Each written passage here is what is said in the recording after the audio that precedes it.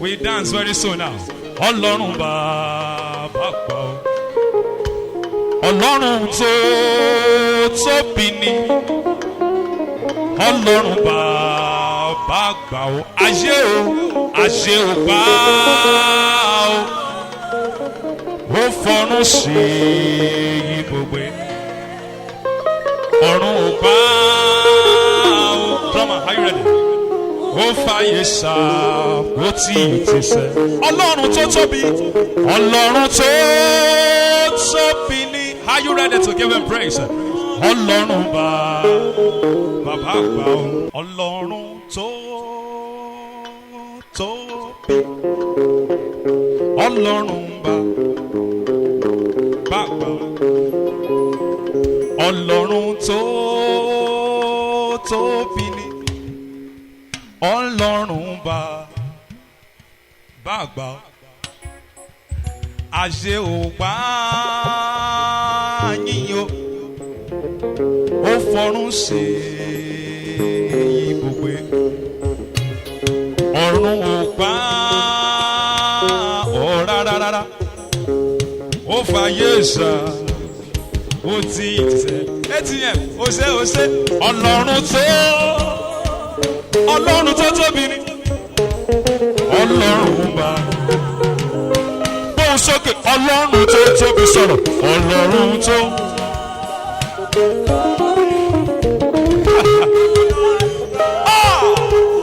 Ọlọ́run bó ṣe tóbi tó kò yé mi rárá Ọlọ́run tó tóbi tó kọjá ọgbọ́n orí mi ni Ọlọ́run bá ajẹ́nàjẹ́ ni ajẹ́nàjẹ́ ajẹ́ ògbà ọ̀ rárá. Ọ̀fọ̀run ṣòbùbá ọ̀run ọ̀pá rárá o. Ọba yẹ́sẹ̀ ọba yẹ́sà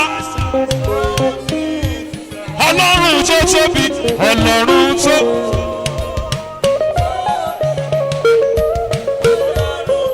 There's a way I love to sing that song. Listen. Ó ní wípé àṣẹ ò gbà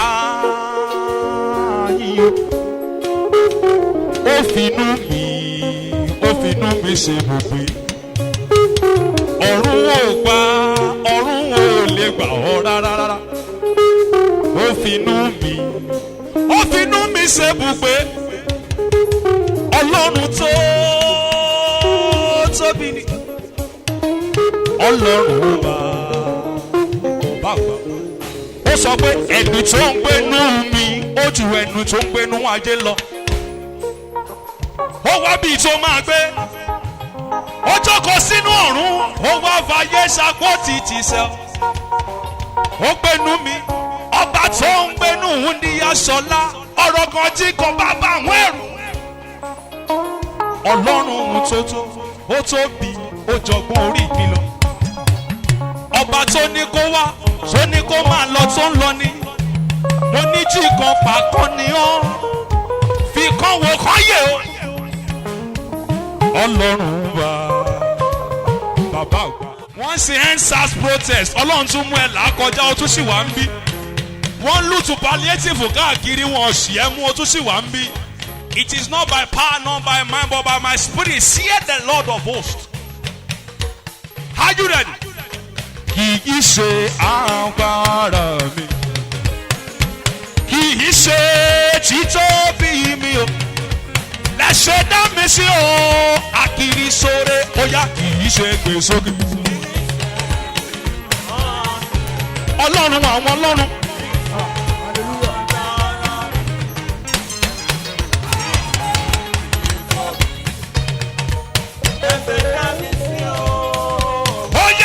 Olúwa ẹ̀ tóbi.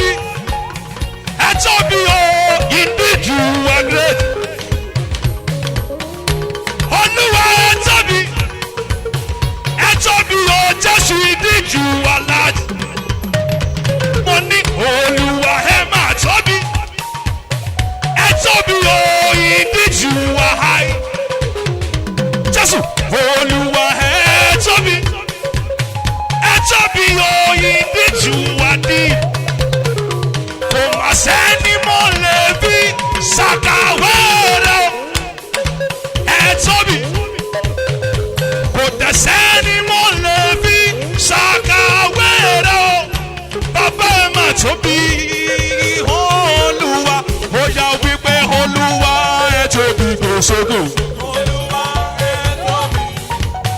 I need presence in the house. Ọlọ́run àwọn ọlọ́run ni.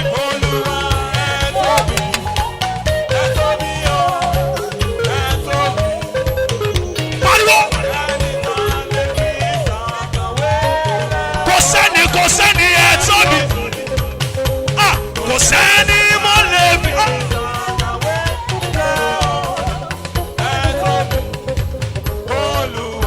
Ó yẹ sáré sọ pé Lord our God, they are the works of men. You are the only God. There is none like you. Lord our God, they're so good.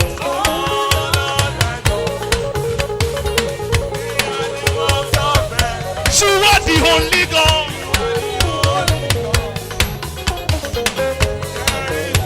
Oh yeah, oh Lord our God, they're so good. Oh Lord our God.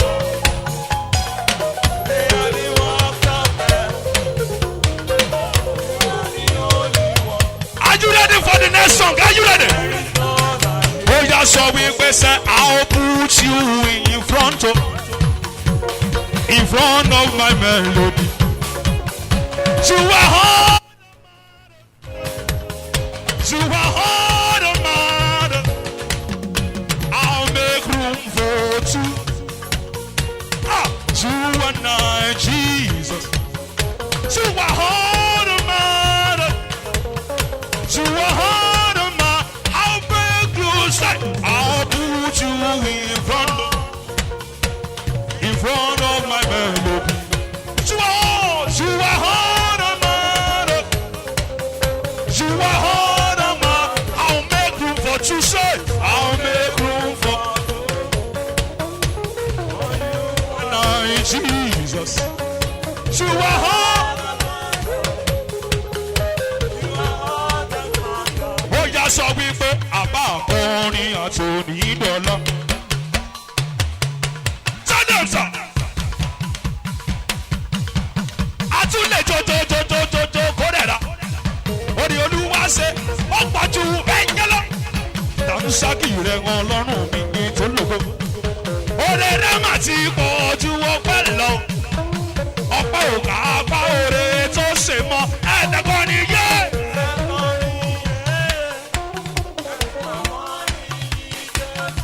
Kì í sọ máa lọ.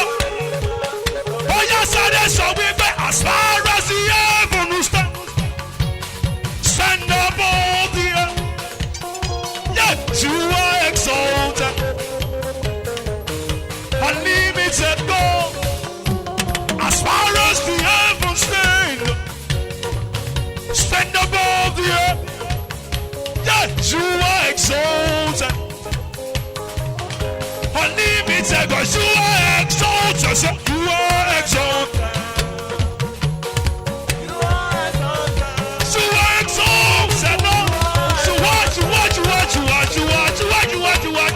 Unlimited God, unlimited God, you are exalted, you are exalted. Yes, ladies and gentlemen, I have another special guest with me here. Boss, what's your name, sir? Yeah, my name is Fafo Itawe Emmanuel, alias 3G Worship Crew. What can you say about Praise Connect? Yeah, Praise Connect. Basically, I was here last year, and it was a wonderful ambience. We enjoyed God, and we are trusting God for more of that this year. We have a whole lot of people that AKD Sax has worked with as a saxophonist, coming around to celebrate him together. So it will be a wonderful time by God's grace. All right, thank you, sir. And then what can you tell us about AKD Sax? Okay, AKD Sax, I think we met at a particular program, a friend's program. I saw the way he played the saxophone, and when it was time for his concert, he reached out to me last year, and I came here for his concert last year, and during my concert this year, 2020, I reached out to him. He came. When he had his own first online praise program, he invited me. We did the collaboration together. It was awesome. I can say now it's like a brother. So anything, anyhow, we just have to do it together. So AKD Sax have been so amazing, so zealous, and very, very consistent at what it does.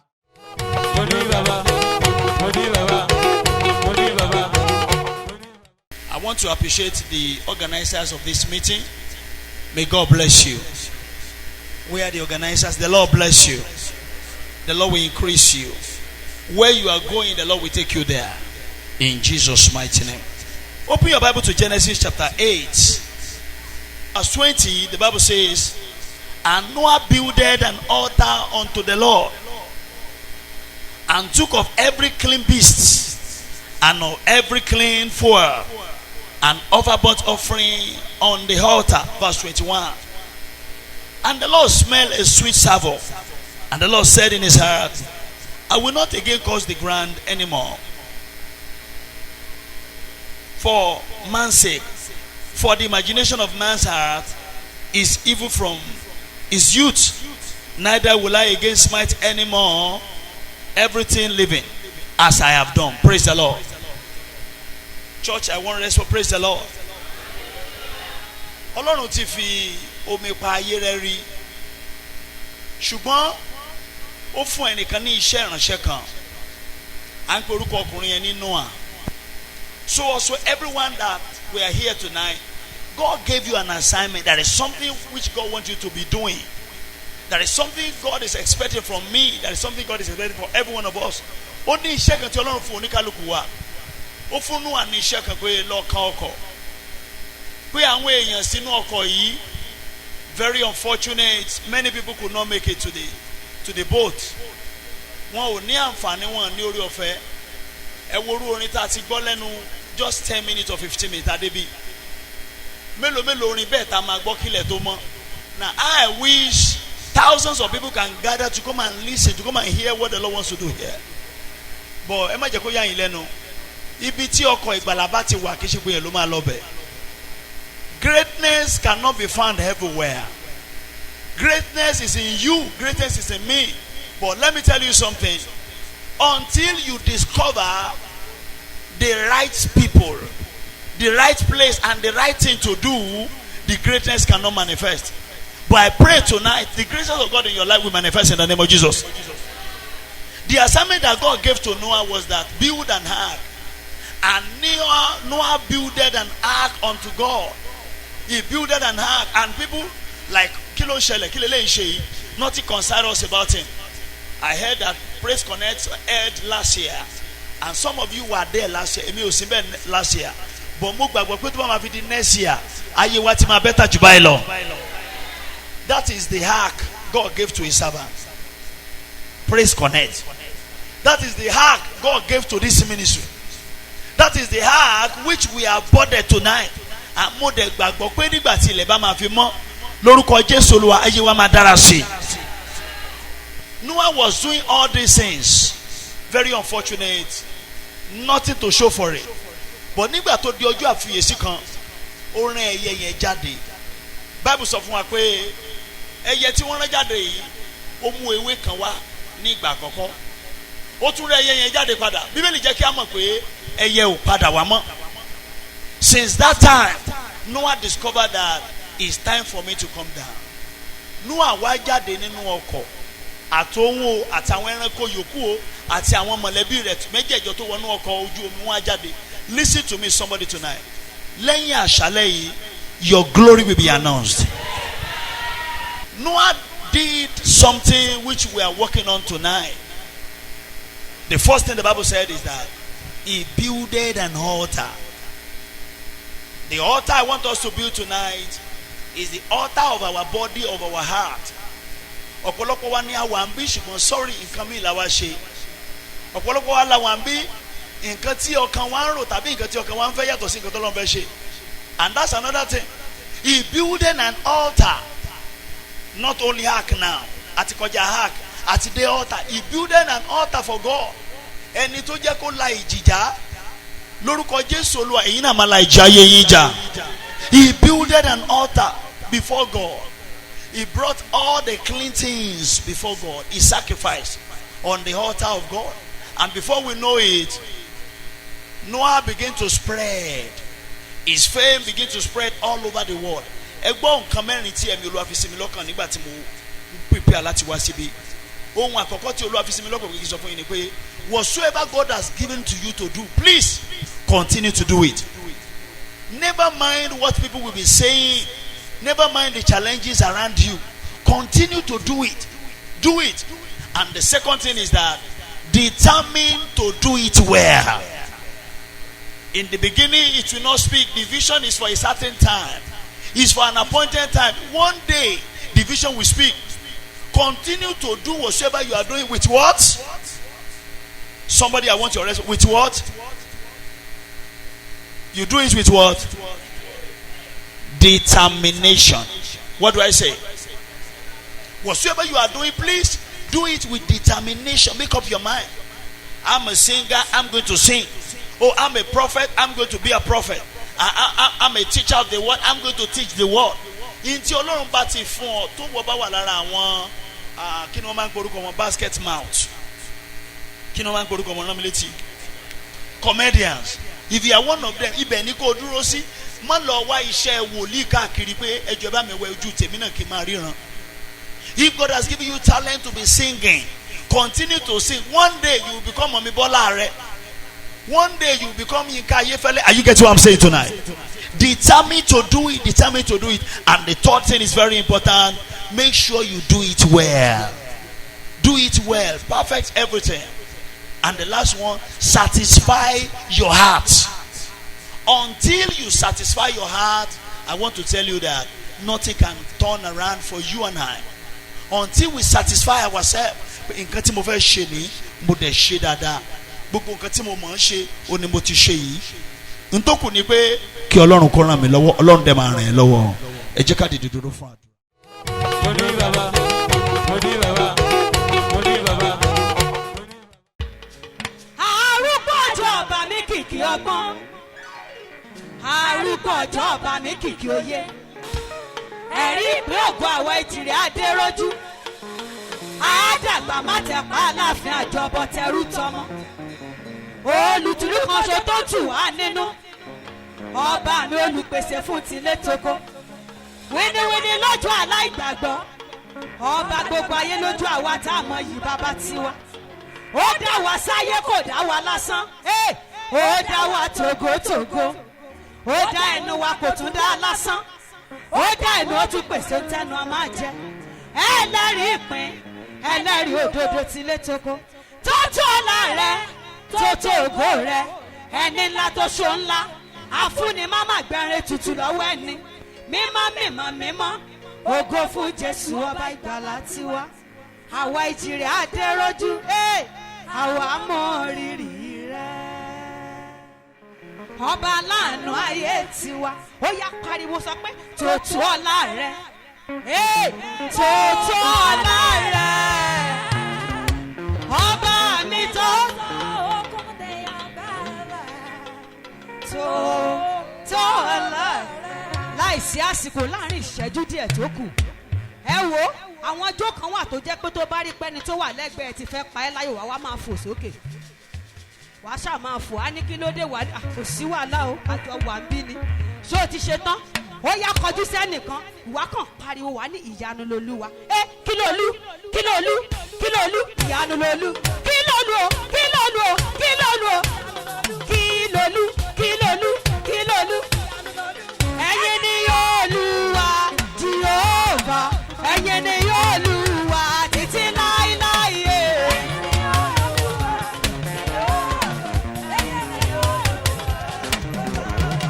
Ẹ̀yin ni Olúwa arúgbó láíláí. Ẹ̀yin ni Olúwa títí láíláí. Jèhófà, ẹ̀yin ni Olúwa. Ó yá pariwo kọ́ máa ń sí o, kọ́ máa ń sí.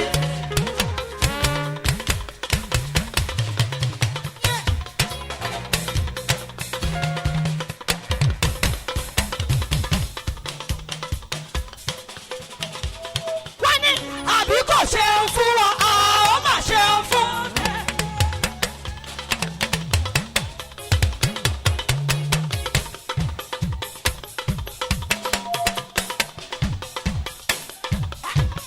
Ẹni yẹn ò tí ì jó níbẹ̀ yẹn náà, àbí kò dá ẹ láre. Ẹ̀jẹ̀ Jésù ọmọ Mèrí o. Ó yá jájọ kọ ilé.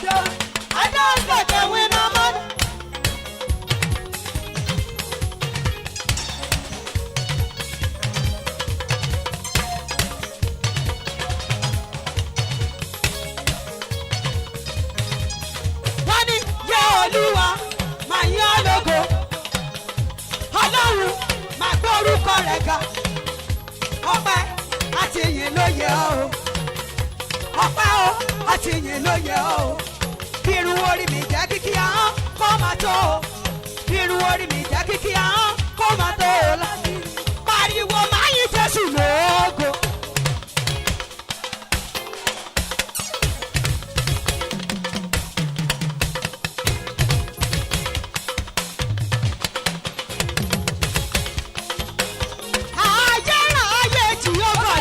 Jehovah Shammah. Bàbá mi olórúkọ ẹgbàágbèje. A ní máa yìn Jésù lógo.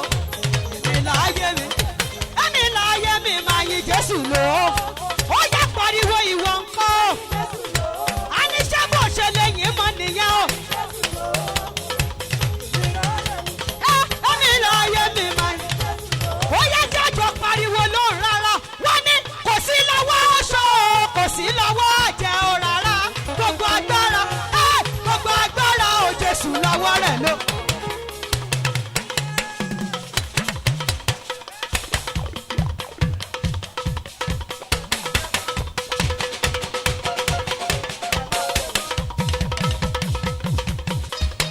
Ọlọ́run èkejì ń ṣiṣẹ́ lọ́wọ́lọ́wọ́. Bàbá mi máa bá ṣẹ̀ rẹ lọ. Wọ́n ní ẹ̀jẹ̀ tó jẹ̀jẹ̀ lọ. Ẹ̀ṣẹ̀ tó tún wọ̀ sí lọ. Ẹ̀jẹ̀ Jésù nìkan bọ̀rì. Ẹ̀ṣẹ̀ oúnjẹ dánwò lọ́rí.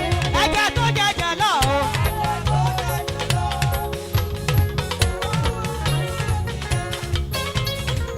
Ẹ̀jẹ̀ Jésù nìkan. Ẹyọ kan tó kù lélẹ̀ ẹyọ kan ìwà kan sáré fi láàrin àwọn èrò ìwà kan máa lọ sáàyè sórí ìwọ tó ojó mọ̀rẹ́ ẹ̀pọ̀jọ́ àwọn tó ojó ló máa tẹ̀ láti fẹ̀gbẹ́ yẹn rọ́ wọ́n ní aláìmoore kúrò lọ́nà jẹ́ ń lọ. Aláìmoore kúrò lọ́nà jẹ́ ń lọ.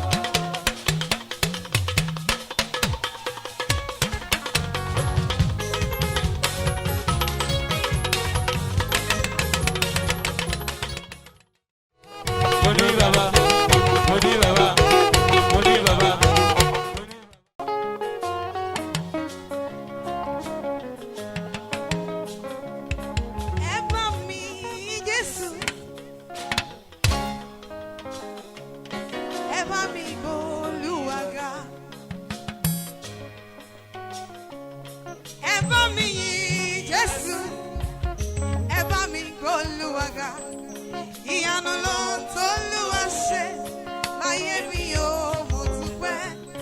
Ìyanu ló ń t'Olúwa ṣe láyé mi o mo dúpẹ́. Jésù gbà mí là mo yege, Jésù gbà mí là mo yege, Jésù gbà mí là mo yege, Jésù gbà mí là mo yege, Jésù gbà mí là mo yege, Jésù gbà mí là. Ṣé Jésù gbà ọ́ là o? Jésù gbà mí là o. Arúgbó wọn tó gbà mí là o. Kìnìún Júdà yó. Arúgbó tó gbà mí là yó. Kìnìún Júdà tó gbà mí là. Mo yege o. Mo yege o. Mo yege. Mo yege o. Mo yege o. Òrùlé tí máa jọ mọ́lẹ̀, adé orí níbi. Ẹni tó bá mọ rẹ bàbá yìí o, ó gbà mí dé. Ìyanu ló ń t'Olúwa ṣe láyé mi o, mo dúpẹ́. Ìyanu ló ń t'Olúwa ṣe láyé mi o, mo dúpẹ́. Jésù gbà mí là, ó gbà mí là o. Arúgbó tó gbà mí là o. Kìnìún Júdà gbà mí là o. Ọwọ́ mi ṣe lànà o. Ó gbà mí là o. Ẹni tó ṣàánú ayé rẹ̀ èkejì ó gbà wọn là o. Ó gbà mọ̀ sájà ó sàmọ̀ sádògbò. Ó gbà wọn mọ́ nínú ewu o. Ó wá connect yẹn mọ́ wọn tó ní connection. Ìyẹn àwọn tó ń lẹ lọ́rùn o. Ó gbà mí là o. Tó bá gbà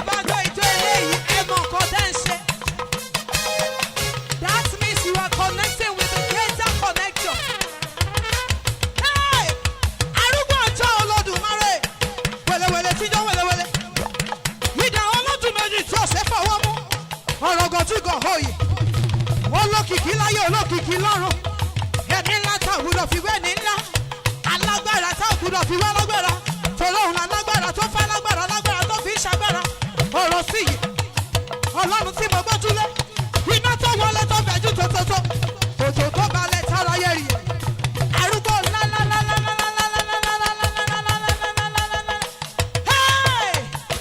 ìjọ ni máa jẹ̀mú mi.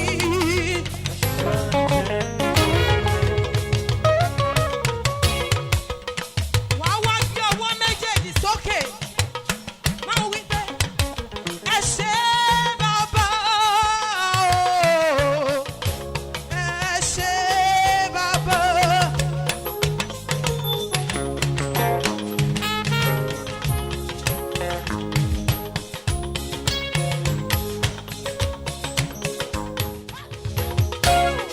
Mamira, ìfẹ́ tó fi hàn mí ló jẹ́ kí n mọ̀ wípé.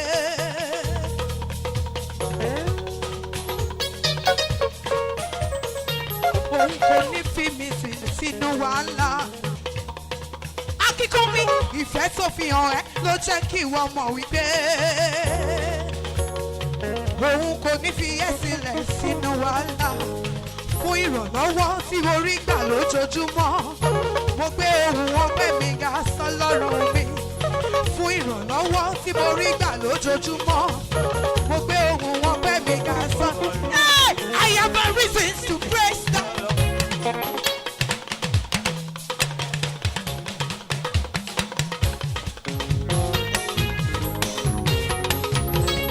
Ìwọ̀n tó bá ní rísí níbẹ̀ yẹn, bóyá tó ìjọ yẹn dáadáa. Akíkún mi súnmọ́ mi nítòsí. I have a reason to praise God. I have a reason to praise God. Yeah. I have a reason. Come on, shout. I have a reason. Somebody needs this. I have a reason to praise God. Hey, I have a reason. I have a reason to praise God. Eléyìí tó parí ẹ̀rẹ́. Ọlọ́run tó tóbi. Ọlọ́run akíkún mi, òun ló ṣe lẹ́yìn, ó ṣe connection, ó ṣe greater connection. Ọlọ́run bàbá. Ọlọ́run tó tóbi, ẹ̀yin lọ́lọ́run bàbá. Ayọ̀ká, ayé ọ̀gá, ọ̀pọ̀lù ṣe kúrẹ́. Ọ̀run ọ̀gá, ọ̀pọ̀ ayé ṣá, ó ní ìtìsẹ́. Ọlọ́run tó tóbi, Ọlọ́run bàbá. Ó yá, ẹ kí olóore, ẹ kí olóore, ẹ kí olóore.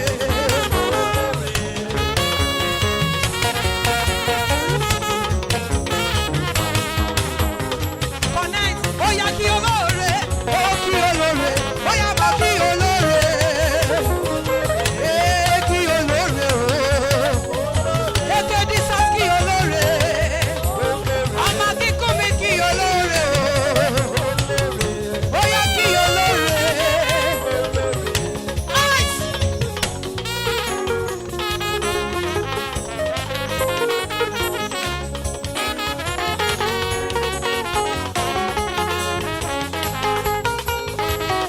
Mo ní nígbà tí mo wọ̀ tún tí mo wọ̀ sí mo wá rí wípé bàbá ṣeun nígbà tí mo wọ̀ tún tí mo wọ̀ sí mo wá sọ wípé ògo f'Olúwa nígbà tí mo wọ̀ tún tí mo wọ̀ sí mo wá rí wípé bàbá ṣeun nígbà tí mo wọ̀ tún tí mo wọ̀ sí mo wá sọ wípé ògo f'Olúwa. Ọ̀nà ìsìnkọ́ bí èsì o ẹ̀ṣẹ́ o orin akíkún mi lélẹ́yìí. Akíkún mi jó dáadáa jó dáadáa.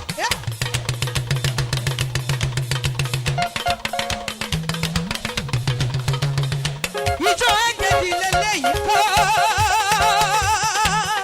bí èsì o. Ó yá kàbí kábíyèsí fìmílẹ̀ kí n jíjó kábíyèsí fìmílẹ̀ kí n jíjó kábíyèsí o mọ́lọ́mọ́ ṣètè yàrá arúgbó àjọ ẹni tí ọkùnrin rí tó sá ẹni tí jọ́dánì rí tó padà sẹ́yìn wẹ́lẹ́wẹ́lẹ́wẹ́lẹ́wẹ́lẹ́wẹ́lẹ́wẹ́lẹ́ tí jọ́ wẹ́lẹ́wẹ́lẹ́ ọlọ́run tó ní greater connection lọ́dọ̀ wọ́n ní you are Yahweh. Hey, you are Yahweh. That is Jesus. You are Yahweh. You are Yahweh. Hey, Jesus. You are Yahweh. Alpha, Omega. Ọmọ kíkún mi, you are Yahweh. Alpha. Ọmọ kíkún mi, mama gbà, orí ọlọ́run mọ́ra.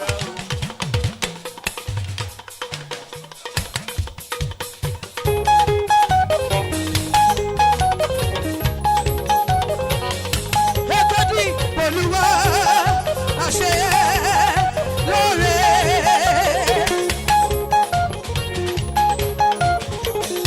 Yé mama gba orí ọlọ́run mọ́ra o.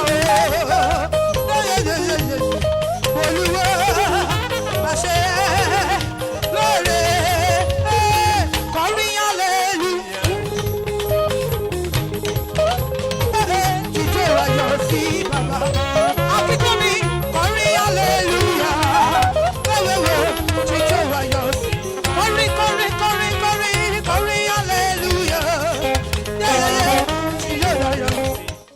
Hello, ladies and gentlemen. I have another special guest with me here. Yami Eluma, ẹ káalẹ́ ma. Ẹ máa kálẹ̀ bàbá mi. Yes ma, orúkọ yín ní lẹ́kùnrẹ́rẹ́. Orúkọ mi ni Evangelist Queen Elizabeth Aya Àkànbí Ẹyinjú Olódùmarè. Ẹyinjú Olódùmarè. Mọ́mí kí lẹ sì lè sọ nípa Praise Connect tálẹ́ òní. Praise Connect alẹ́ yìí. Tí má ní kí n bẹ̀rẹ̀ sí nǹkan pọ̀ tá a máa sọ. Bẹ́ẹ̀ àkànjá fílẹ̀ sórí connect kí gbogbo èèyàn ó connected. Sọ́wọ́ bàbá tó ṣe kí ni? Sọ́wọ́ bàbá tó connected jùlọ. Bàbá nìyẹn. So ẹja fi gbogbo ìyẹ́kù lẹ̀. All right ma, ní ṣókí kí lẹ lè sọ nípa AKD Sax. Ọmọ dáadáa ni. Wọn bí dáa kó rí èmi ìfín. Wọ́n ti rí gbogbo èèyàn fi kó lè rí mi fi. He's a good man. So ó wà friendly. Bọ̀dà náà sì ní ẹja ṣe respect wọn. AKD Sax èèyàn gidi ni wọ́n. Mo ní bàbá, mo ní bàbá, mo ní bàbá.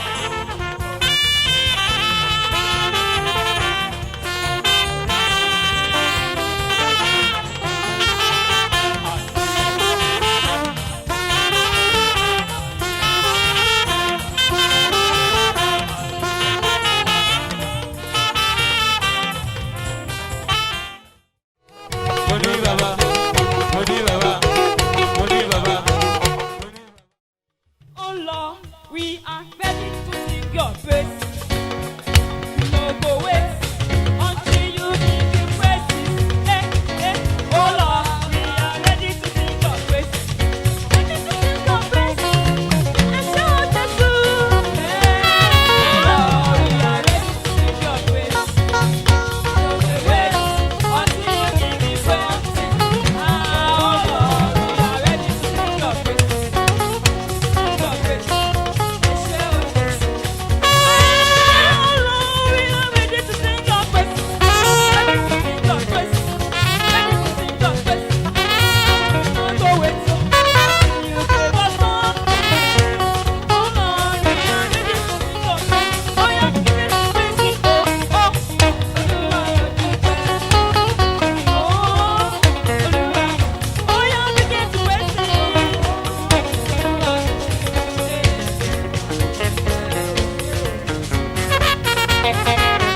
Man, you're bad, oh bad. You are Yahweh.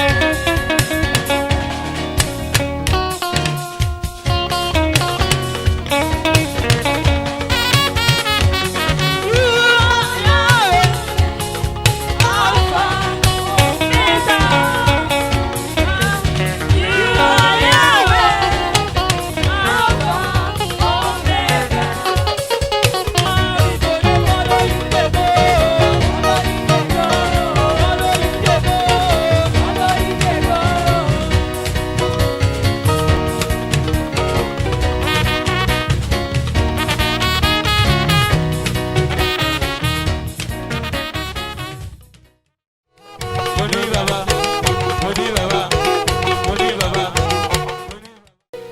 Ìbàrẹ̀ ni màá fàyè fi jú. Sísìn ọ́ lèmi á fi ràn mí ṣe. Ṣé bí yẹn náà ni ìyẹn gangan ṣàló dá mi fún? Ẹni ayérayé tó nígbà mi ò ògo forúkọ rẹ̀. Our generation shall praise your name. Our generation shall praise your name. Our generation shall praise your name. Our generation shall praise your name. Ibi tó lẹ́wà jùlọ ni wọ́n ń gbé. Lórí obìnrin ayé ni wọ́n wà o. Ìmọ́lẹ̀ láṣọ rí ẹ̀. Ọlá ló fi ṣaṣọ bora. Gbogbo ọlá, gbogbo ògo, gbogbo ọpẹ́, gbogbo ẹ̀yẹ tí Ọlọ́run àpéláwò ṣe o. Gbogbo ọlá, gbogbo ọlá o. Gbogbo ọpẹ́, gbogbo ẹ̀yẹ tí Ọlọ́run àpéláwò ṣe o. Gbogbo ọlá o. Lálálálá o. Gbogbo ọpẹ́ o ṣàlànú mi tí Ọlọ́run àpéláwò ṣe o. Gbogbo ọlá.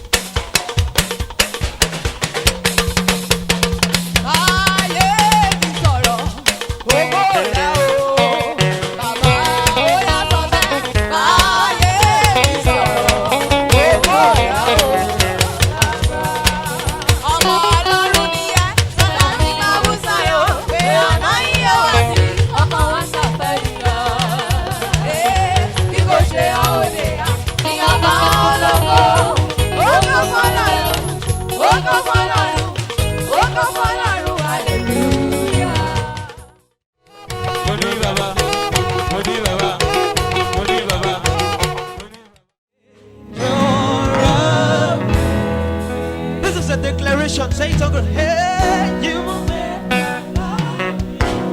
hallelujah, you're amazing, Jesus. Hey. You make my life crusade. You make my hey, one more time. You're amazing, Savior. I want to hear your voice.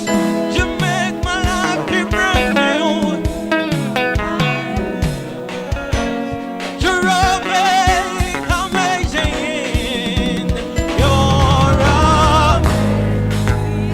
You make my life be brand new. Are you ready now? 1, 2, 3, go say, Jesus, you love me too much. Are you praising God now? Too much, oh, excess. One more time, say, Jesus, you love me too much.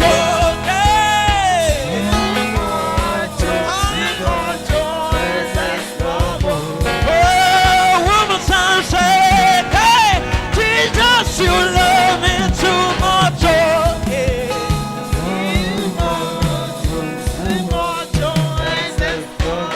Yes. So say, intentional God. It doesn't matter what comes my way. Say, no matter what comes my way, you ask. If you know the song, just sing along. Independable God, independable. He's very dependable. Everything is working out. Are you ready now? Say you are good. Say you are good God. Jesus say you are good. Say you are good. You are good God. Hey, hallelujah, hallelujah, God, you are good. Hey, hey, hey, hey, hey. Are you ready to make this sound to the house? Hey, hey, hey, hey, hey, hey, hey, hey, hey, hey, hey, hey. Are you dancing now? Are you in the mood to sing? Hey, are you ready? So yes, come and see what the Lord has done for me. Hey, He has taken away my sorrows and ah, hey, I got my prayer, hallelujah, prayer. Are you ready? I got my prayer, hallelujah. Oh, yeah, listen. Because of Jesus, every day, every blessing.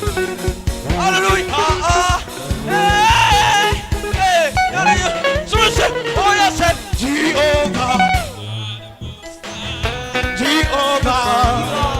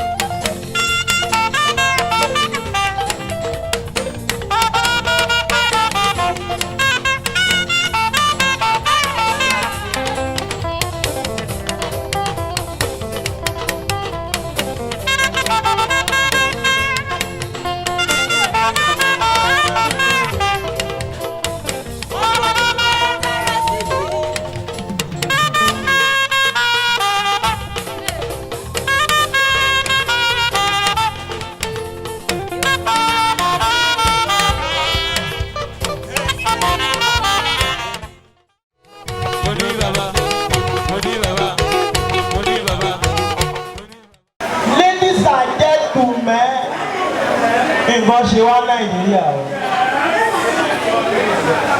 Kò sọ pé IP ló máa 2020. Ogun ayé mi IP ló máa pa ẹ́. You don't know say na IP. Oh, okay, IP ló máa 2020. Ní 2019, mọ́mí ẹ máa gbọ́ Vision 2020. Vision 2020. Vision 2020.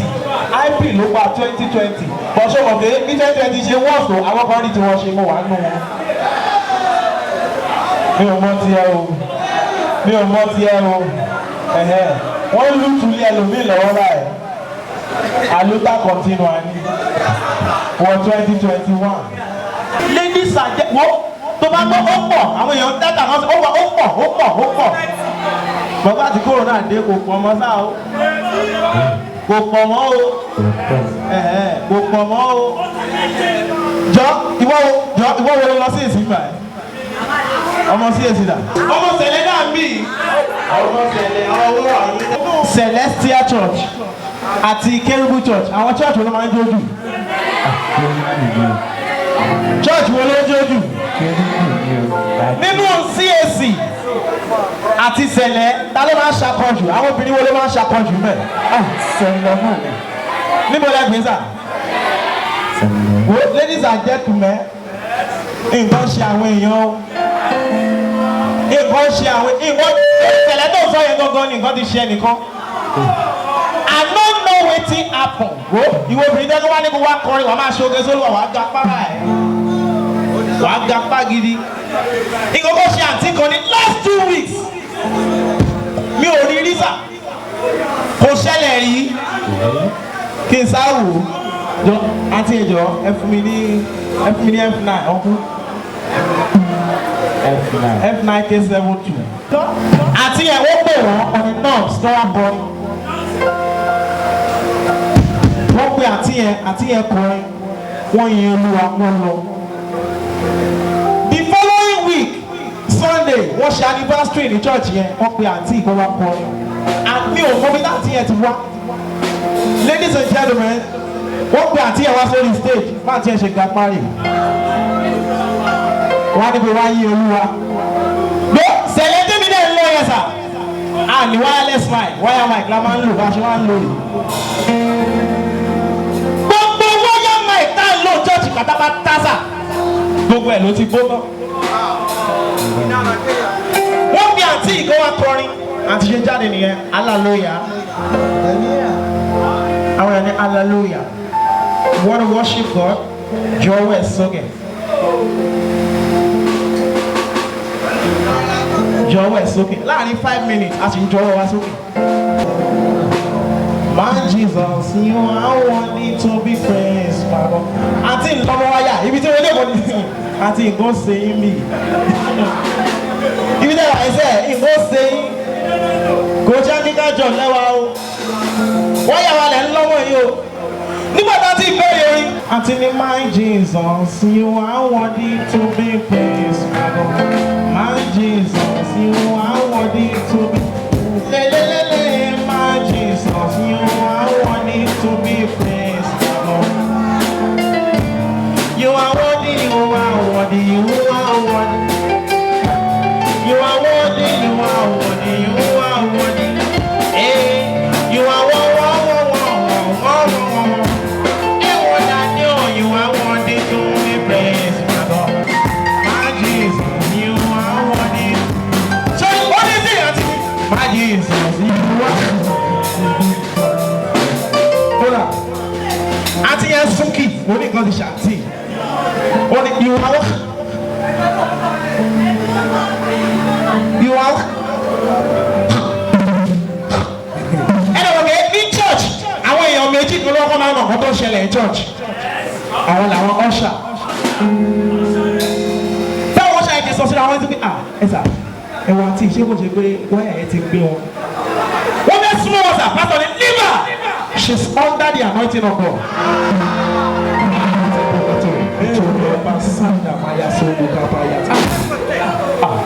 Sà àti ẹ̀ ṣe lọ́wọ́ lọ ìgbà tó di following Sunday wọ́n ní káwọn ìwà ṣe testimony mà àti ìlú kọ́kọ́ jáde.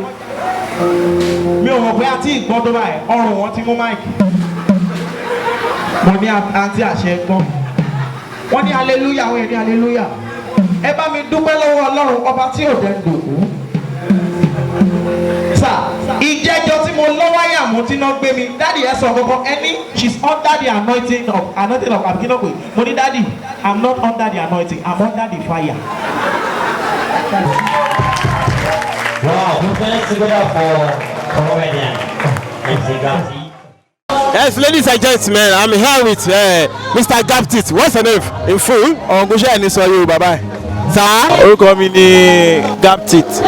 Olùbàdàn tó dákọ̀ ọ̀gẹ́ tó mọ̀ mí. Bẹ́ẹ̀ ni orúkọ ilẹ̀kùnrẹ́rẹ́ ni Gaptit àwọn ẹ̀mọ́ ẹ̀yà mi. Ok, orúkọ mi ni Adébáyọ̀ Felix tí gbogbo ẹ̀yọ́ mọ̀ sí comedian tí ó lè yí iwájú Gaptit. You're welcome, sir. Kí lẹ lè sọ nípa Praise Connect? Praise Connect jẹ́ program kan tó ó fẹnu, ó jinú gan. This is the second edition. And I would love to come for the third edition because program yìí ó jẹ́ program kan tí àwọn èèyàn nífẹ̀ẹ́ láti máa wá pàápàá èmi gan. So ẹ ṣẹ̀ṣẹ̀ máa wá nìyẹn. Sure, this is second edition. Okay. Adúpẹ́ pé àpẹ̀yẹ ẹ̀dẹ̀ jẹ́ wa orúkọ ilé ẹ̀kúnrú lẹ́ẹ̀kan sí. Olúwa ló lọ pẹ́ orúkọ mi ni Adébáyọ̀ Felix Gaptit. Okay, thank you for coming, sir. Ẹ ṣe gan mo dúpẹ́. Ẹ kú pẹ́ gbé wa wá. Ó dà wọ́n náà wọ́n tán ní ìlọ́wọ́. Mo ní bàbá, mo ní bàbá.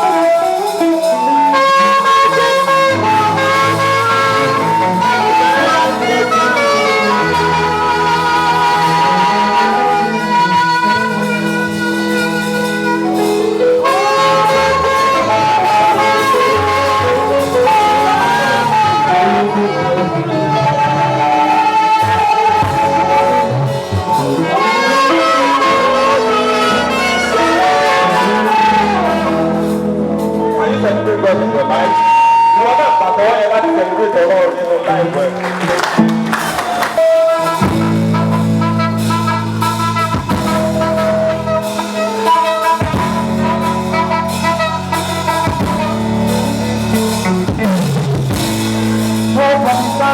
I'm living this big of life. Nobody can stop this now.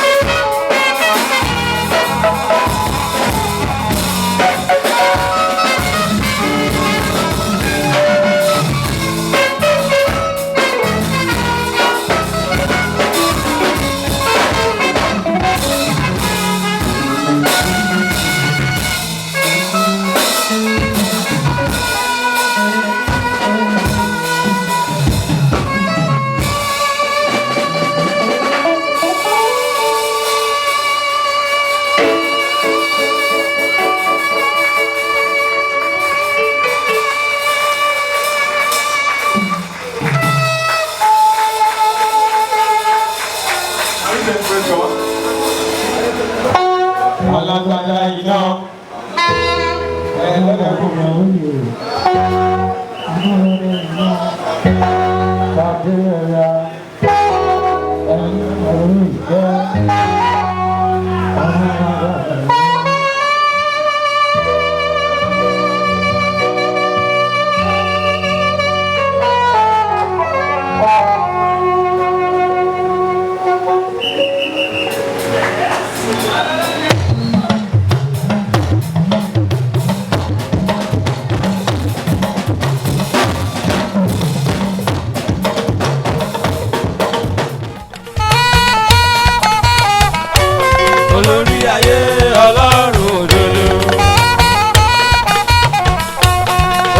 ayé ọlọ́run òdodo ọlọ́run òdodo ọba àrà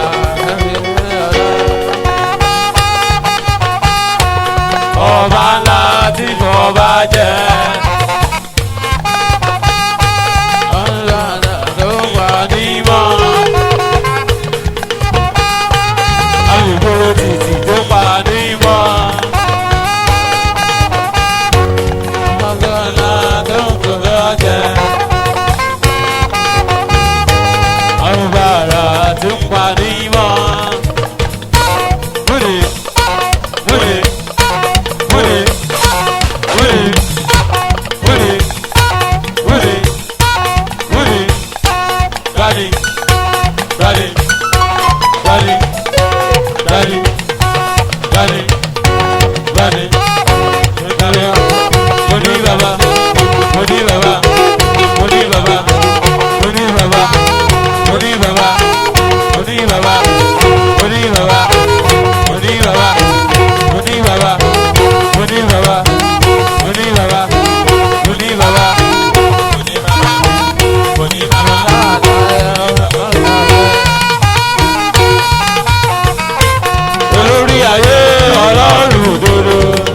You can join us dance. Ẹ jẹ́ ká jọ jó ijó yẹn. Ẹ jẹ́ ká jọ jó ijó yẹn.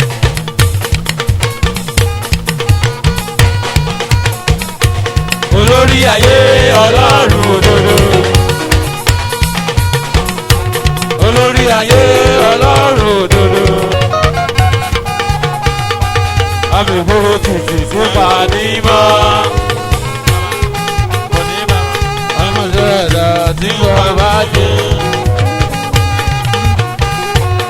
ọba ńlá tí wọ́n bá jẹ. Ó ní bàbá, ó ní bàbá, ó ní bàbá, ó ní bàbá, ó ní bàbá, ó ní bàbá, ó ní bàbá, ó ní bàbá, ó ní bàbá, ó ní bàbá,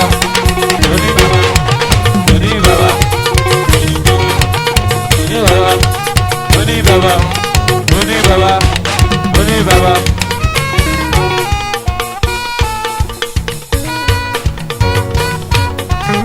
Oni baba, oni baba, oni baba, oni baba, oni baba, oni baba, oni baba. Ìwọ ló yẹ láti gba ògo. Ìwọ ló yẹ.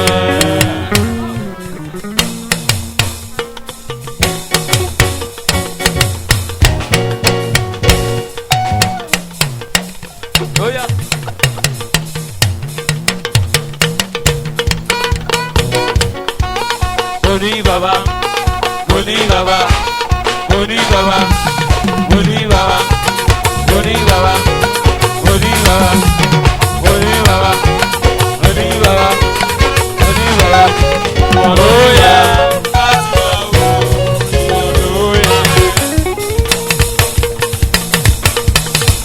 Where's your dancing suit? Where's your dancing suit? Where's your dancing suit?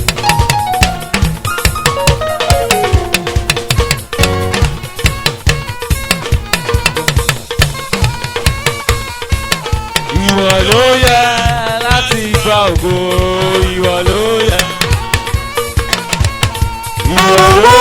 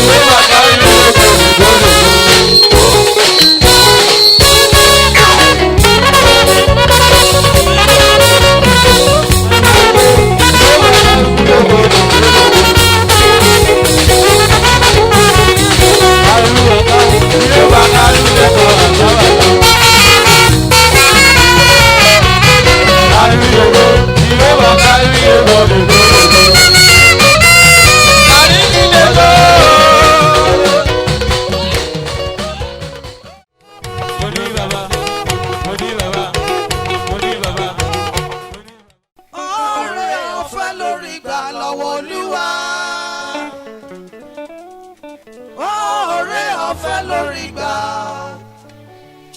Ọ̀pọ̀ dára jù ọ́, ọ̀pọ̀ lẹ́wà jù ọ́, ọ̀pọ̀ tó sàn jù ọ́, tó kún ayé gorí wọn. Oore ọ̀fẹ́ rẹ ló mú oṣù tẹ́nìkan ò lè ṣe. Oore ọ̀fẹ́ lórí gbà.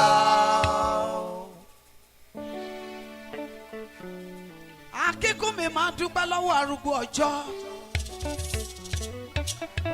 Ọlọ́run ìpè rẹ.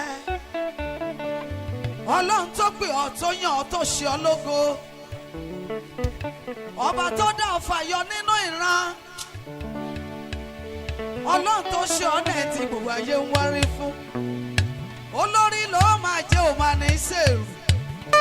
Ọba tó mú ìlérí àti máa jẹ́ mú ẹ̀ṣẹ̀. Àwọn kan bẹ̀ nínú ayé tẹ́ ẹjọ́ jẹ́gbẹ́. Wọ́n ti ya wèrè. Wọ́n ti dòrò mọ́dìyẹ tó jẹ lórí àkìtà káàkiri. Àwọn kan bẹ̀ nídìí òrìṣà. Wọ́n ń fọ́n tán ni wọ́n fi yin òrìṣà. Àwọn kan ń tẹ̀lé egúngún káàkiri. Àwọn kan bẹ̀ nídìí òrìṣà lóríta mẹ́ta. Èṣù náà ń bọ́ nílé àwọn èèyàn kan. Irú rẹ̀ ló ń tako lé wọn lórí. Ọlọ́run wá dá ọ fàyọ. Ó ní kó o máa fọ́n tó o ní kó o fi máa yin Ọlọ́run alààyè tí kì í sọ Ọlọ́run òkú. Ọlọ́run tó lójú tí ò fi rí. Ọlọ́run tó létí tí ò fi gbọ́. Ọlọ́run tó lẹ́nu tí ò lè fi sọ̀rọ̀. Ó lọ́wọ́ kò lè fi so ohunkóhun. Ó lẹ́sẹ̀ kò lè fi rìn. Ṣùgbọ́n wọ́n wá sí Ọlọ́run alààyè. Ọba tó lójú tó fi rí.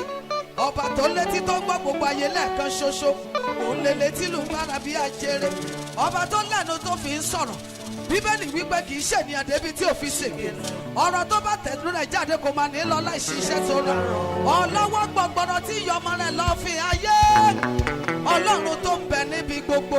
Omnipresent, omnipotent, omniscient.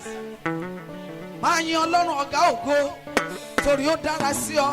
Torí ó ṣe torí àánú rẹ̀ dúró láéláé lórí ayé rẹ̀. Ó kàn máa wí pé màá fayé mi yìn ọ́. Màá fayé mi yìn ọ́. Torí pé mi ò sí ní ibojì dákẹ́jẹ́. Màá fayé mi yìn ọ́. Bàbá akíkún mi sọ̀rọ̀ sókè. Màá fayé mi yìn ọ́. Màá fayé mi yìn ọ́. Torí pé mi ò sí ní ibojì dákẹ́jẹ́. Màá fayé mi yìn ọ́. Ẹ̀yin ọba ògo. Òun ní Ọlọ́run. Ayérayé nínú àwọn ọ̀run. Ọba tó tó kí, ọba tó tó kì.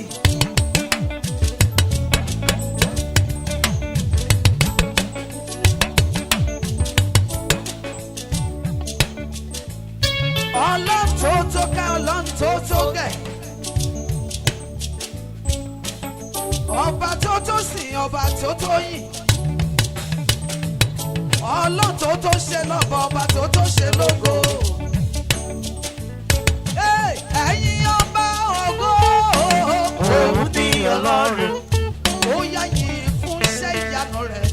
Tí ó ti fi hàn. Ó wá pẹ́ láwa èrò. Ìmọ̀lọ́nà. Kò sí jẹ́ ìmọ̀lẹ́ wà ó. Lọ́sàn-án lórí. Máa kí alátìlẹyìn rẹ̀ bó ṣe é.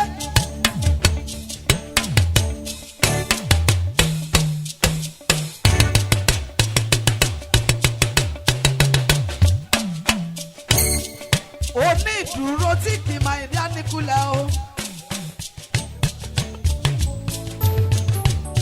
Akọ̀mátìkà lẹ́yìn arúgbó ọjọ́. Òun la lábẹ́ inú àṣàsí tí ó sá pamọ́ sí. Sọ́sọ́ orí abẹ́rẹ́ tí ò ṣe gbámú. Iná jojo ẹ̀rù jojo. Iná inú àpáta tí ò máa ṣe é pa. Omi inú àpáta tí ò máa lè jẹ. Ẹ̀yin áńgẹ́lì tó bẹ́ níbí.